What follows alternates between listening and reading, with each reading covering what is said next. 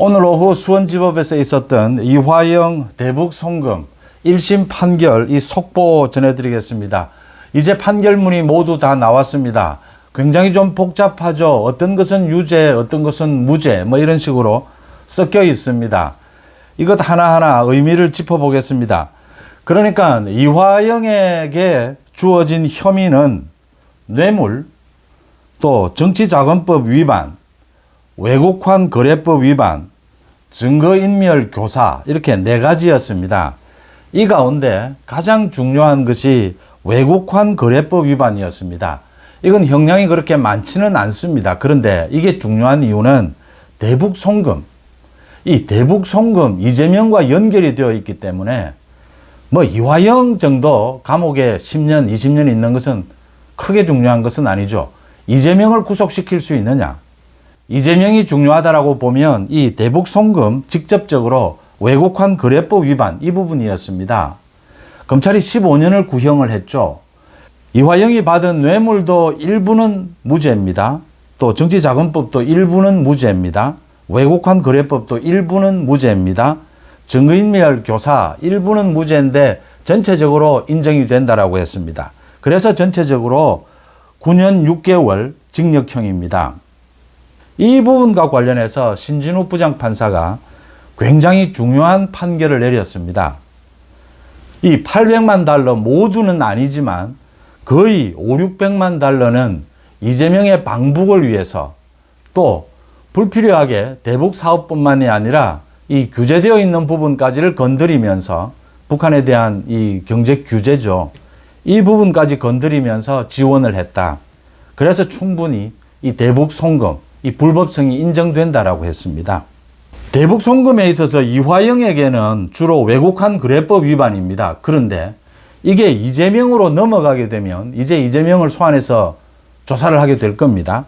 이재명의 대북 송금, 이 혐의는 외국환 거래법이 아닙니다. 제3자 뇌물입니다. 이재명을 위해서 쌍방울이 북한에 돈을 줬다. 이건 뇌물입니다. 뇌물. 그래서 이건 이 대북 송금 이 부분은 이화영에게 있어서는 그렇게 큰 혐의는 아닙니다. 외국환 거래법. 이화영은 더 큰 게 뇌물이었습니다. 그런데 이게 이재명으로 넘어오게 되면 이제 뇌물이 된다라고 하는 것입니다. 제3자 뇌물.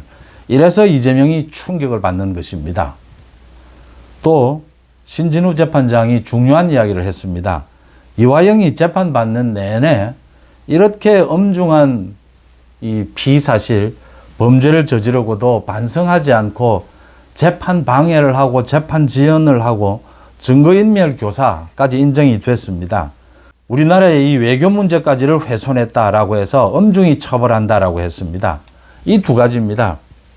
이화영이 1년 8개월 동안 자기 재판을 방해했고 그 다음 이화영의 대북 송금, 쌍방울과 한 이 대북 송금이 인정된다라는 것입니다. 이게 그대로 이제 이재명으로 넘어오게 되는 겁니다. 이재명에게로 이 대북 송금 혐의가 넘어오게 되면 제3자 뇌물로 바뀌게 됩니다. 혐의가. 제3자 뇌물 재판 방해입니다. 재판 지연, 증거인멸 등 사법 방해입니다. 이 2가지가 가장 중요하다라고 하는 것입니다. 이재명은 뭐 사실은 무기징역까지를 때릴 수가 있습니다. 제3자 뇌물입니다. 이화영도 9년 6개월 이렇게 징역형을 받은 것은 이 뇌물이 있기 때문입니다. 3억여 원 정도 쌍방울로부터 뇌물을 받았다. 특가법에 따라서 이건 뭐 엄중하게 처벌을 받게 됩니다. 이재명도 마찬가지입니다. 그래서 대북 송금 부분을 주목해서 보게 되는 것이고 거기에 대해서 이 신진우 부장판사가 대북 송금은 이 외국환 거래법 위반으로 인정이 된다. 또 상당 부분 그것 때문에 뇌물을 받은 것이다. 김성태의 진술이 인정이 된다. 이재명을 위해서 방북을 위해서 쌍방울이 돈을 보냈고 김성태의 진술이 인정이 된다. 김성태는 이재명이 모두 알고 있었다. 자신이 직접 통화까지 했다. 이화영이 보고했다는 이야기도 들었다. 모두 나와 있는 것입니다. 이 1심 판결에 대한 민주당의 반응입니다. 민주당 대변인이 대북 송금 조작 사건의 실체적 진실이 제대로 밝혀지길 기대한다라고 했습니다. 1심 판결이 나왔는데도 여전히 대북 송금 사건 검찰이 조작했다라고 하고 있습니다. 검찰이 회유와 겁박으로 진술을 조작하고 짜맞춰진 검찰 수사의 실체가 곧 드러날 것이다. 이런 검찰의 기소, 검찰의 주장을 재판부가 받아들인 것은 유감이다라고 했습니다. 그런데 국민의힘의 곽규택 대변인, 수석 대변인입니다. 곽규택은 검사 출신입니다. 곽규택은 이제 분명하게 이재명의 방북 살해금으로 대북 송금을 한 것이 드러났다. 판결 결과로 드러났다. 그래서 명확하게 중형을 선고한 것이다. 이재명의 사법 리스크는 분명해졌고 빨리 이재명에 대해서 신속하게 수사해야 된다라고 했습니다. 오늘 이 1심 판결이 의미를 갖는 것은 두 가지입니다. 대북 송금이 이재명 지시에 의해서 쌍방울이 이재명을 위해서 대북 송금을 한 것이다.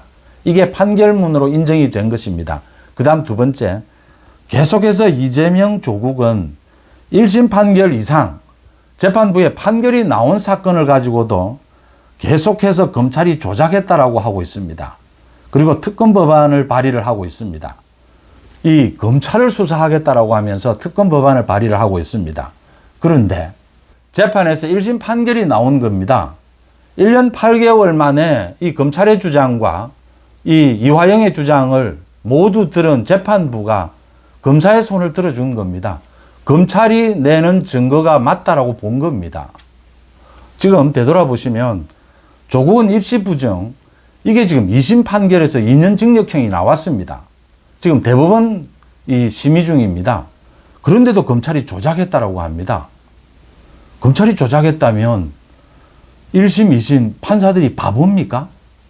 그 다음 송철호 울산시장 선거 공작 사건 1심에서 징역형이 다 나왔습니다. 이 청와대 관계자들도 모두 징역형을 받았습니다. 그런데도 사건을 조작했다라고 합니다. 황운하 조국혁신당에 사건을 조작했다라고 합니다. 판사들 1심 판결, 판사가 바보입니까? 재판부가 바보입니까? 지금 이화영의 1심 판결 이걸 놓고도 오늘 민주당 대변인이 사건 조작한 것이다라고 합니다. 그러면 신준우 부장판사가 바보라는 이야기입니다. 신준우 부장판사가 잘못 판단했다라고 하는 것입니다. 이제 제가 지금 드리고 있는 말씀은 이제 이재명이 자신이 살기 위해서는 이재명 조국은 자기가 살기 위해서는 검사들에 대한 공격만으로는 안 된다라고 하는 것입니다. 이제는 판사를 공격해야 됩니다. 판사 탄핵, 판사들에 대해서 특검, 이런 우리 헌정사에 본 적이 없는, 있을 수 없는 위헌입니다. 이런 짓거리를 할 수밖에 없게 됐습니다. 이재명은. 조희대 사법부, 이제 판사들이 이걸 용납할 것이냐. 이재명도 불안합니다. 검찰은 공격할 수 있습니다. 이 사건 조작, 윤석열 검찰총장 출신, 한동훈 등등 해서. 그런데 판사를 공격하기로는 이재명도 굉장히 부담이고, 이제 이재명으로서는 이판사판이 되는 겁니다. 이재명은 판사를 공격하지 않고서는 이제 자신의 사법 리스크를 벗어나기가 힘들다라는 그 지경에 와 있다라고 하는 점입니다. 이 부분을 대한민국의 판사들이 용납할 것이냐, 유창훈과 같은 또 그런 실수를 저지를 것이냐, 이제 분위기가 달라질 것이다라는 점이고요. 수원지검 이재명을 빨리 소환해야 합니다. 빨리 소환해서 이건 제3자 뇌물입니다. 1심 판결이 나온 부분입니다. 이재명을 빨리 소환해서 이재명을 기소해야 되고, 이 정도라면 이 사법 방해 때문입니다. 저도 이게 국회를 민주당이 장악하고 있는데 다시 또 구속영장을 치는 것, 이 기소를 하면서 국회에서 체포동의안 표결을 하는 것이 정치적으로 이게 굉장히 현명한 것이냐 아니냐 상당히 고민거리입니다. 그런데 검찰은 이거 지금 구속영장을 치는 것까지는 생각하기가 힘들 겁니다. 그런데 사법방해 때문입니다. 이 사법방해를 부각시켜야 합니다. 이재명의 사법방해. 이걸 부각시키기 위해서는 구속영장을 쳐서 체포동의안을 한번 국회에서 체포동의안 표결을 한번 하는 것도 방법이다.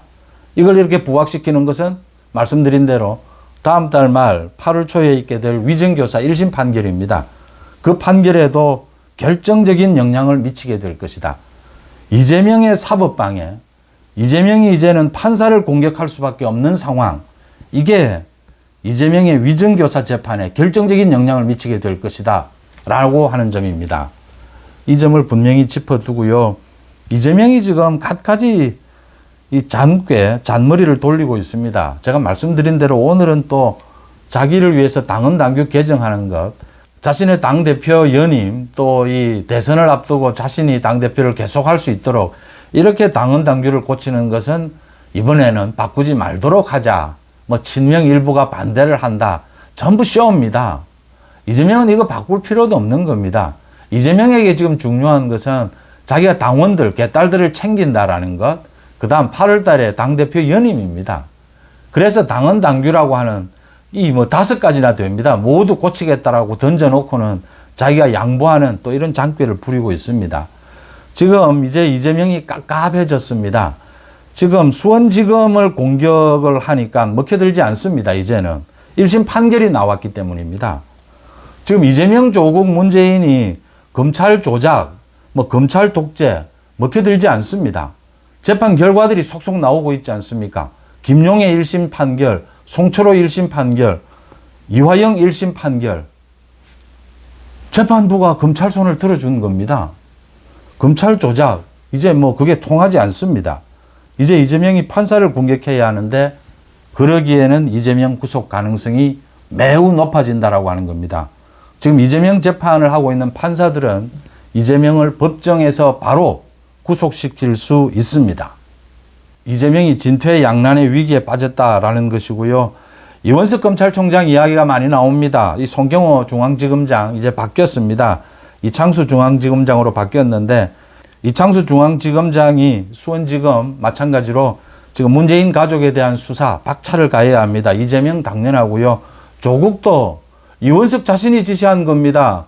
지난 2월 달에 송철호 울산시장 선거 사건 조국과 임종석을 소환해서 조사하라. 조국 빨리 소환해서 조사해야 합니다. 그 부분. 이 중앙지검에서 맡아서 해야 될 일이고요. 참 이원석에 대해서 지금 말들이 많습니다. 뭐 이원석, 송경호가 한동훈 법무부 장관 라인이었다. 이원석이 지금 많은 이재명, 문재인, 조국 이 수사를 좀 막고 있었다. 지금도 뭐 이원석이 불필요하게 이 김건희 여사에 대해서 뭐 엄중한 뭐 수사, 그래서 민주당이 계속 소환하라 이렇게 이원석과 거의 짠 듯한 뭐 이런 일들을 만들어내고 있는 부분에 대해서 이원석에 대해서도 참 많은 비판이 쏟아지고 있습니다. 저는 이런 식이라면 이원석이 사퇴하는 것이 맞다라고 보고요. 지금 임기가 2개월 남았는데 이원석, 송경호 때문에 지금 한동훈까지 비판을 받는 이런 상황입니다. 참 이 부분 빨리 정리가 되어야 하고요. 중앙지검에서 수원지검에서 이원석이 있다 하더라도 강력하게 치고 나가면 검찰총장이 막지 못합니다. 법리와 증거 앞에서 지금 판결까지 나왔거든요. 이제 이원석을 좀 무시하고 달릴 필요가 있다고 하는 것이고요. 조금 전에 제 송재TV에 한 구독자분께서 이 댓글에서 한동훈 이야기를 해주셨습니다. 한동훈을 빨지 마라. 한동훈 문제가 있다 지금. 한동훈이 윤 대통령에 대해서 뭐 그 사람 이런 식으로 험한 말까지 했다. 그 부분은 제가 확인을 했습니다. 그 말을 한 적은 없다. 한동훈 측에 제가 확인을 했습니다. 그런데 이게 뭐 좀 험한 말이 오고 간 건 사실입니다. 지난 총선 과정에서 윤 대통령도 그렇고 뭐 한동훈 측도 그렇고 저는 송재TV는 윤석열 정부의 성공을 지지합니다. 저는 윤 대통령도 개인적으로 지지하지 않았고 한동훈도 지지하지는 않습니다. 저는 윤석열 정부의 성공을 지지하고 지원합니다. 윤석열 대통령이 한동훈을 이번 전당대회에 출마하지 못하도록 할 수도 있습니다. 그런 방법은 여러 가지가 있습니다. 그런데 지금 이재명, 문재인, 조국 이 사법 리스크 처벌을 하고 이 민주당의 저런 부조리한 국회 입법 권력을 내세운 국정을 마비시키는 저 폭거에 대해서 제대로 맞서 싸울 수 있는 사람으로 한동훈이 유력한 한 대안이다라고 하는 것입니다. 물론 뭐 나경원도 있고 또 있습니다. 원희룡도 있습니다. 한동훈도 유력한 한 대안이다라는 부분입니다. 그 부분을 무시한다면 이 전국 전체를 균형감 있게 보지 못한다라는 걸 생각하게 됩니다. 속보 마치겠습니다. 고맙습니다.